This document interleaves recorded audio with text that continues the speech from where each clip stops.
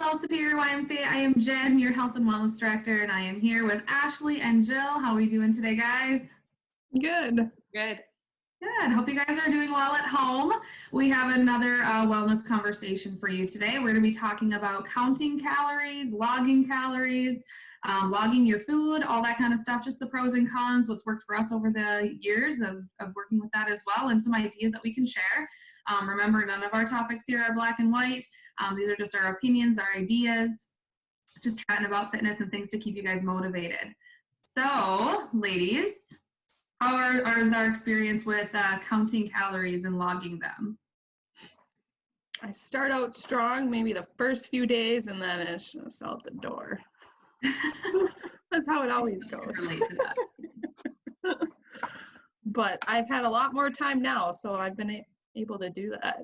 Usually I'm just like, it's too much. It takes too much time. But I've liked it.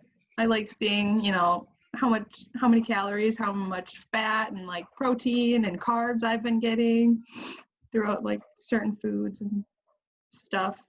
But I'm not a fan of the apps. I like to pen and paper my stuff. But it's nice to have an app to kind of calculate all that for me, because I don't want to do that. So, but yeah, just been using it a little bit recently because I got plenty of time.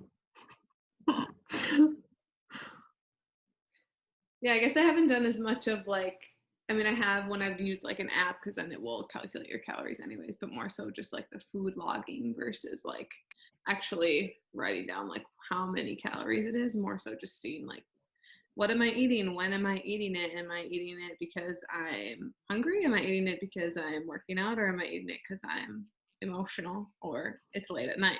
So that's kind of where it comes into play, I think, for me. Yeah. I've been logging food for quite some time, actually. Not recently, I should say. I'm very similar with you, Jill. Like, it sounds like a really good idea, and I wanted to for gung ho for like 3 days, and or even a week, and you like weigh yourself, and you're like, oh man, I lost like 5 pounds. This is awesome. And then like you have the weekend, and then Monday starts over again, and it's just like hard to get back into that routine. Just like with anything, it takes like those 3 weeks to build a habit. So sticking with it for those 3 weeks, but I started logging food like well before I started my fitness journey, I would say.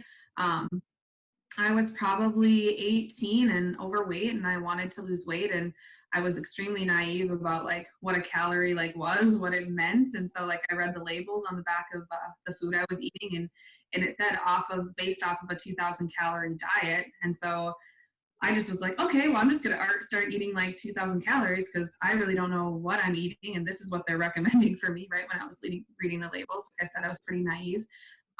So I started logging and keeping in that like 2,000 calories, and then I started losing weight. And then as soon as I would plateau, I'd be like, okay, well, obviously I can't eat as much as I was. So now I'm going to go and eat only 1,800. And you know what I mean? That's kind of how I worked my way down. And then I obviously hit a huge plateau because then it got harder from there. And I tried like Weight Watchers. There was kind of a difference there. I know it's changed dramatically since I was in it. Like the points have really changed, but comparing like calories to points was very different for me. I kind of struggled with Weight Watchers. I'm glad that it's really helpful to a lot of people, but I kind of struggled with that just a little bit. So throughout my whole journey from like 18 to now, I have to think I'm 32.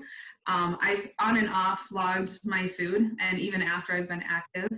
And I feel like it's a really good, like helpful tool, just like if not for anything, for what you guys both had said, like accountability, like knowing what you're eating and why or when you're, eating it. I think is huge. Just awareness is like that first step to being successful with our meals and our exercise, things like that. I think like the best thing for me, you mentioned like the apps. I use them too, and I think that they're extremely convenient. We're not going to get off into the apps too much on this episode. We do have a part 2 to this one where we'll talk about the apps that we've really used, like the pros and cons about certain ones. But we just kind of wanted to start a little bit more with just the counting calories, the options that you have out there. I like the pen and paper too. Quick, convenient, just grab your notebook, jot down what you ate and the calories off the label. These apps are super convenient with like barcode scanners, which is kind of nice too. But yeah, I just feel like it's a great way to stay accountable. Where your food and like water logs too, like do you log your water and how much do you drink as well, like, or try to? Like, I know we've talked about water before, but do you kind of combine that with your food logs? I have an app that I downloaded because I do not get enough water. Like, that is a fact. So I made it my mission to, increase my water intake, which I've been doing really good with it because it dings when I need to drink some water. So I'll go drink some. Really Otherwise, good. if I was back at work, I don't think I would have this app. Yeah. Like, I have plenty of time to, okay, I can go grab some water, get a drink, continue what I'm doing. But I've liked it because the last week and a half, I've gotten my, 80 ounces. So it's been good. It's been good. I like it. It's like a German app, so I had to change everything to cups and like ounces and all that. Wait, are we ounces too? Yes. Metric system. Okay. I don't know. I don't know. Yeah, it's been really helpful, and I've noticed like a big difference in drinking more water than I was before. Like, it's crazy. Got to pee a lot more, but that's the only downfall. Cleansing your system. Right? How about you, Ashley? Do you? I never really logged my water very much. I don't think I've had much of a struggle with it or like really felt like I needed to in order to have as much as I need. So, I mean, there's definitely times where I know I'm not drinking enough, but I don't know, I've never really gotten to the point where I feel like I need to be more accountable. I don't know. That's good though, as long as you feel like you're getting it in, right? This is off topic, so we were talking about food logs, not water logs necessarily, but I still log my water within my food logs when I try to do that. I just feel like too, for me, like what's trendy now, look at my little journal here, like these little bullet journals, if you can see all these little dots on there, that's like a new kind of thing that I've seen a lot on like Pinterest and stuff like that. And I like to draw and like doodle, and so I've created my own like food log, actually, not just using a notebook. So I'm more apt to go to it and want to write in there and see it, just because I've spent more time with it and creating it. Plus you can write down you want to actually log, and the times a day and your goals and all that kind of stuff. And it takes time to set it up, but that's what kind of builds that connection to that journal, to that you actually want to use it. And we have all the time in the world right now to create some of these things. So yeah, and now moving forward too with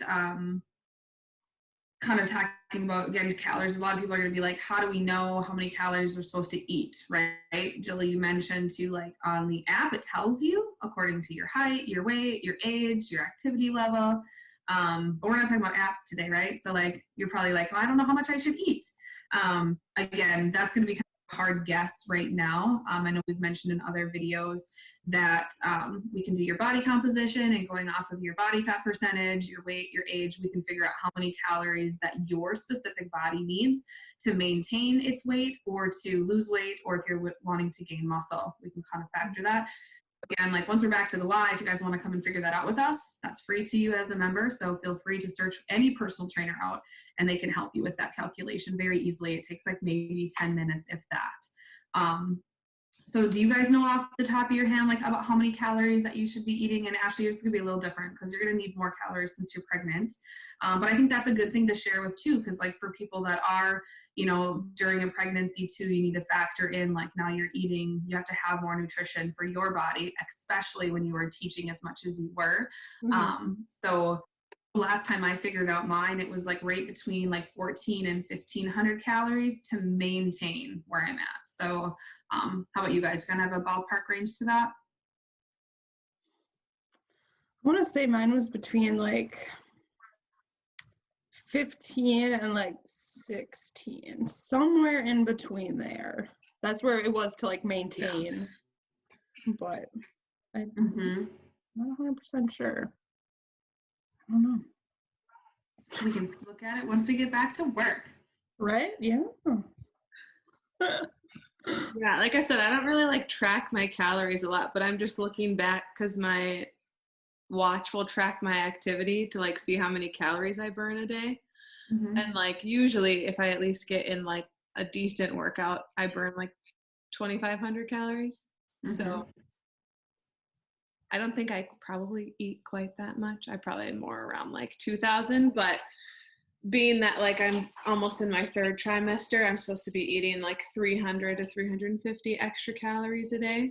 At the beginning, they don't really suggest that you eat much more because your body is just producing enough because the baby's so small. But as they start gaining like a half a pound of fat every week now, so they like take quite a bit of your nutrients from you. For sure. And then too, if you like breastfeed afterwards, they say that it's like equivalent to about 500 calories a day that they're taking from you too. So, you know, Yeah, that's a lot. kind of a benefit and kind of something that you also have to be aware of because you don't want to be, you know, depleting yourself to the point where you're not seeing results maybe because your baby is using all those good nutrients and then you're kind of left with the leftovers and so you're not seeing like any gains in muscle or Mm-hmm. that type of thing too. So I think if for you guys at home that if you're kind of curious to see like maybe a ballpark range of what your body burns, I mean, you could easily download one of the apps that we'll talk about more, like MyFitnessPal, something like that. Just create an account and you can put in your factor, your stuff, and they'll tell you like kind of how much that you should eat. I mean, it's an app. It's only as accurate as the information that you're putting into it. Same thing with our body comp stuff at work. We're not actually like submerging you in water and doing like the legit body composition way. So again, it's just numbers that you're putting in. So it just gives you a ballpark, but that would be a good place to start. I think what was helpful to me is like when people are like, what does that mean like to maintain? So if you burn between 14 and 1,500 calories a day, like that much that I'm burning is just from being my sedentary self, walking around, doing daily activities, nothing really extra. So if you go for or you mow the lawn or you're doing a little workout, like all those things are extra on top of that. So keeping that in mind too, that any little bit of activity helps you, but that maintaining state is just what your sedentary body with normal daily living activities is using. So that was kind of helpful for me to wrap my brain around. And knowing that 3,500 calories equals 1 pound. That when I found that out, when I went into this fitness side of my career, like I was like, wow, that's like 500 calories a day more or decreased is going to either gain you a pound or lose you a pound. And like when you talk about 500 calories a day from your baby using that for breastfeeding too, like that, I mean, within a week you could lose 1 pound if you weren't replenishing that. So for those of us that want to lose weight or gain weight, whatever your goal is, obviously, you know, adding or subtracting 500 calories. So let's say for me, if I wasn't working out at all and I only burned 1,500 calories a day and I wanted to lose weight, I could only eat 1,000 calories. That's kind of an eye opener. There's another one of my flies. That's like a huge eye opener for me. Like as soon as I started like wrapping my brain around that, and like we all know like what 1,000 calories worth of food looks like. It's not much, you know, considering like what you're eating. So do you guys have anything to kind of fill in on that, like information wise that's helped you along the way, or just knowledge that you've taken from either personal training or college or? I can't think of anything. I think one thing, as you mentioned, like with 3,500 calories being like a pound, is like what a pound of fat looks like versus what a pound of muscle looks like. Like if you actually look at what is like under your skin, like that's kind of eye-opening too, because you think about, you know, losing or gaining weight, but then you also think about losing or gaining muscle or fat, and like the fat is like this giant chunk of like how they show it is always like this big pile of like yellow mush, which is really gross, right? And then you see like the muscle is just like the like red, like striated muscle type thing. But I think that is also kind of a like, you don't think about your calories as being like a concrete object, right? Because we're like eating something and then our body's breaking it down, then our body's using it for other things. So like, I don't know, that's kind of a helpful thing I think for me when I'm thinking in terms of like, I've only in a few times in my life really focused on like weight loss, but most of the time I focused on like gaining muscle or turning, you know, fat into muscle. So I think like noting those differences too, because a lot of times we want to see a difference on the scale when we're doing these calorie counting and food log things. But when you look at a pound of fat versus a pound of muscle, you're like, oh, well, you know, it's not necessarily equal. Yeah, the weight is the same on the scale, yet the density is different. Like your muscles like this much, your fat's like this much. Right. And So that's why I think like in your body structure and composition. yeah. I think with like measurements when we've done body compositions too, like for people, if let's say like you've lost, you know, 5 pounds, right? And you're disappointed because you wanted to lose more and you were really like trying, and you do your body fat composition with like your percentage and that's decreased, but like a ton of inches have now been lost. Like you've gained some muscle, you've lost some pure fat, and you know you physically can see that you've lost weight. So I think a lot of those encouraging things along the way. But that is a good point because I know we think like 1 pound of fat and muscle is just like 1 pound, but like the size and the density is very different. I've seen those pictures too. Like I always mention Pinterest. I love Pinterest. It's just kind of a go-to thing. But they had those comparisons on there, and that visual for me when I was new to working out was really encouraging because like when you like, oh, I only lost 1 pound, but like I just think too, like, we'll go buy a pound of butter and like duct tape it to your thigh, and like that's how much it costs. Like that's big. Like if you had 10 of those, put them in your cart, like 10 pounds of butter or whatever. Like the visual, that's huge. So whatever motivates you, like I think of that too, because I've lost probably, well, I know at least 40 pounds. It's been a while since I've done it. It's been more than 40, but I just think of a 40-pound bag of dog food, like on your back. Not, you know what I mean? Like always, like you don't realize like what you're working with, but once you kind of get those success stories along the way, like, oh, wow, I've actually lost this much. Or when you go buy cat litter, that's 25 pounds. You're like, holy crap, this cat litter is so heavy. I used to be one of my legs, you know? So off on a tangent here. I'm like, we're going to stay on our time slot for this one because I know our videos here when we talk are super long, but this is what happens. So we're going to try to stay on track. Our point of today is to log your food if you're bored because it's going to help you stay motivated and accountable and just be more aware of what you're putting in your mouth. 3,500 calories equals 1 pound. Those are good like informational things for you just to kind of write off in your journal for future reference. I like the visual motivation of writing things down. Like, how do you guys feel about that? Like actually seeing what you're eating when, or does that? Yeah, I do like seeing that because then you just flip back. You're like, oh, I had this many calories this day. And I'm like, what did I do this day? And like everything kind of like my mood tracker, like how I was feeling that day. Like, was I super stressed or did I like all those factor into that? And I like flipping back, like what stressed me out this day? Like, oh, that did, like, we'll avoid that. So it's nice because then you can kind of figure out like, okay, maybe shouldn't be doing this or this or this, and like kind of factors in like your day and things that affect your day too. So I've liked that. Yeah, I like seeing like the timing of it for me specifically.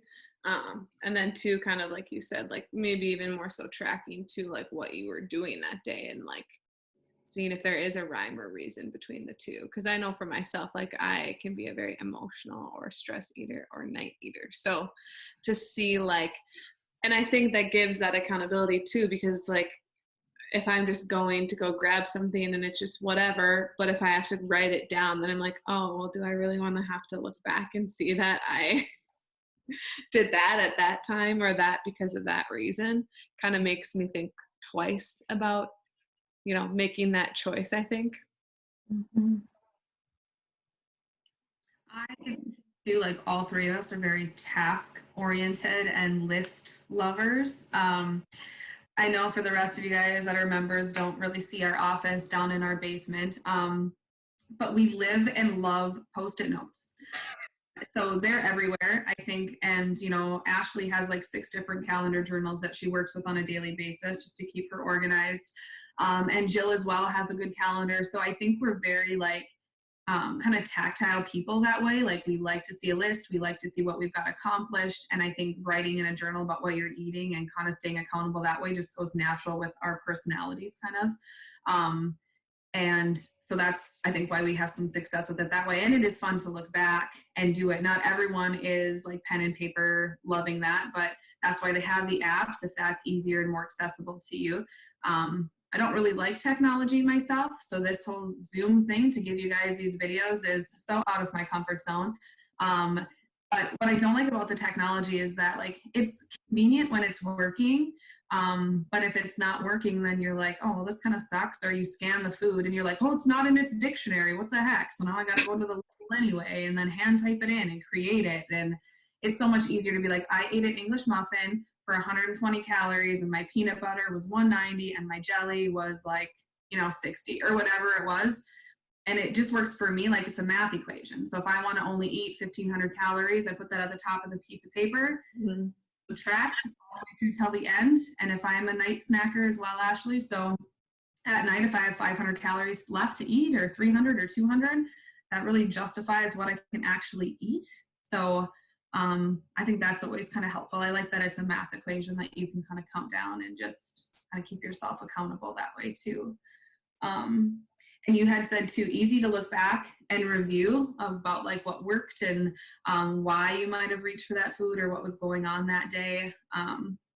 So I think those are all good, like motivating, reasons to log your food. And for you guys at home, put in the comments, like if you track a food log or if you struggle with it, or if you found an app that you really like. Like I said, part 2 of this episode, we'll talk more about the apps and what I've personally used, likes, dislikes, things like that. Same thing with the girls here. But yeah, give us your feedback on what has worked well for you. And if you feel like you can kind of keep track of it in your head, that's awesome. I totally could not do that. Justin's good about that. I will say that he's usually pretty particular about that. He has a good memory and can factor it in very well. And I'm on my phone subtracting because I can't count and, writing things down. So I definitely need that visual. I mean, I even have a Post-it note to clock in on my computer. That's about what my days and weeks have been like since so I'm losing it, guys. So, quarantine is going to make us all crazy by the end of this. But yeah, what else do we like about like food logs? Do we like to read labels a lot? Do you guys kind of go to that with all the food that you're eating? Do you always kind of look and see what the calories and the protein and the carbs are? Things like that? I kind of do, because like back in high school when I was kind of like wanting to lose some weight, like my mom was so gung-ho about looking at the labels. She's like, how much sugar's in this? How many carbs? Like all of that. Like, are you getting enough protein? Does this have enough protein in it? And so I'm just kind of naturally like take a peek at it, but nothing too extreme. Like obviously if there's like 30 grams of sugar, I'm going to be like, nope, and just put it back. But other than that, no, not really. Don't really look at the labels all too much. Yeah, I think it kind of depends on what it is for me, because I feel like I have a pretty good general idea of what most things have in it. If it's like a can of beans or rice or a fruit or a vegetable, which fruits and vegetables don't even necessarily have a label anyways. But I think it's more when it comes to like, if I'm picking out like a protein bar or maybe like coffee creamer or something where like, that they sneak a lot of extra stuff into there. So you're like, oh, well, this is probably like 150 calorie, 200 calorie bar. And then you look at it and it's like 350 because they added like, a crap ton of like corn syrup or something in it. So I think those are more the things that I tend to check on. And then once I find something that I like, then, you know, it gets easier because you already know that That's what it, yeah. that's what it is. It's like, this is all I buy, and I know exactly what's in it. So, and Yeah. I think that we're kind of guilty of that too. We eat the same stuff all the time. Mm-hmm. I think for me, I'm really bad about like, I know like like talking about macros and stuff like that too, with your protein and your carbs and like fats and like, you know, your calories. I would generally just count calories. I wouldn't really count my protein. I probably know that I'm not getting enough protein in. I'm not a huge like meat eater, and that's not my first go-to. And definitely like on the carb side, I don't really watch that. So again, in a lot of these videos that we've talked about, like do as I say, not as I do type thing, because I think a lot of us that are at the gym a lot and teach numerous classes a day, like our meal prep and plan and things like that are so different, because nobody works out for 6 hours a day, you know, unless you're hired into this job or you just love fitness that much. And if you do, show me, because I should hire you, because that's hard to find. But I'm guilty of that. Like, I just really focused on the calories, because even throughout my journey, I've never gotten to a point where I'm like, I just want to build more muscle. I usually say, like, I want to lose weight, for one, because it's in my head since I've struggled with weight my whole life. I think that for me is every time we look in the mirror, if we've lost a significant amount of weight, we always see how we used to be. And so we're extremely picky about our personal body image. And so I don't think of like, I want to lift more weights, I want to do this. It's more like that number on the scale has to be where I want it to be. But then you can't have that fight with yourself, because the more muscle you get, the more your scale is going to increase. That's just like the natural, because going back to that muscle is more dense. So try to find that healthy relationship with, also if you're counting calories, kind of look at your carbs and your fats and your proteins to be just kind of well versed all around. Don't be like me and just focus on your calories. I'm trying to get better about that and broaden my horizon with nutrition more, because I know as personal trainers and being what we do, like we get asked those questions all the time, probably on a daily basis.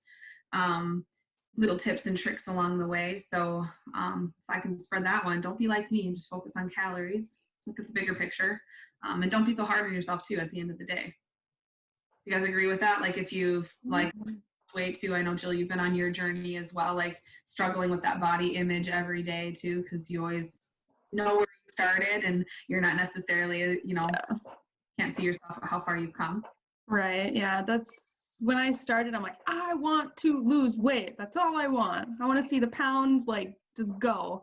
But now as I got older and I like didn't like, for the past year, I think I've maintained my weight, but I've gained so much muscle. Like it's shocking how much like muscle I've gained. I'm like, I thought I was like, you know, just a pretty strong person in general, got a big build. Like I was always athletic, but like, you know, getting a personal trainer and building that muscle, I'm just like, whoa. I'm like, okay. I'm like, yeah, I can get on board with this. Mm-hmm. So now it's not, I want to lose weight. It's, I want to be healthy and I want to, you know, build that muscle. And I don't care if I'm stick thin and, you know, that kind of stuff. I'm like, I just want to be healthy. I want, you know, appreciate my body. It's the only one you got. So, you know, that's where my mindset's at, because I used to treat it like, you know, garbage. I would put garbage in, I would feel like garbage. So now that I'm doing this, I'm like, okay, like need to appreciate it just a little more. I'm still struggling, you know, with the, you know, body image and all that kind of stuff, but it's a lot better than it was in high school. So, but yeah, I haven't paid attention to like the number on the scale, because I'm like, I honestly don't care anymore. If I put on a pair of pants and they're a little loose, I'm fine with that. I'm totally fine. If I got to go a size down, I'm fine with that. That's good. Totally fine.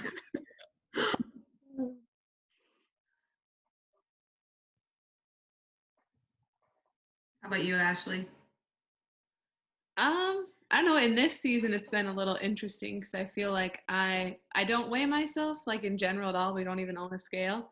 But I get weighed when I go to the doctor every time, and I like hate looking at the number because it's not necessarily reflecting like what I'm doing, and I've kind of had to shift my focus to be like, can't do everything that I used to be able to do, or, my body is doing things differently for a purpose and for a reason. And I need to be okay with that, even if it's maybe not, my own personal goals that I have.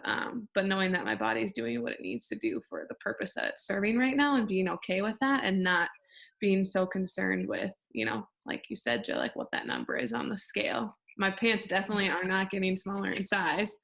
I don't know. They just say they're maternity, but they're still the same size. I don't really understand how that works, but they're like, pick your pre-pregnancy size, but then it's maternity. So it's like, nah, I don't know.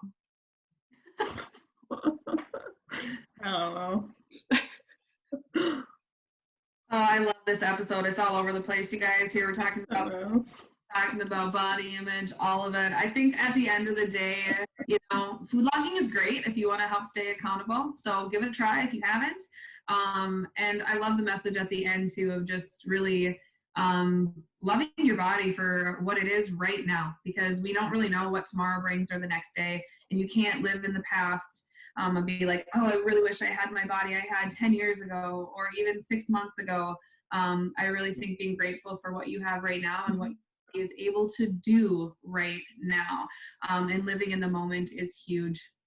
So if we can share that with you guys today, don't worry about what the scale says, don't worry about what the mirror says, just listen to your body and change that mindset a little bit, and that always breeds so much more success.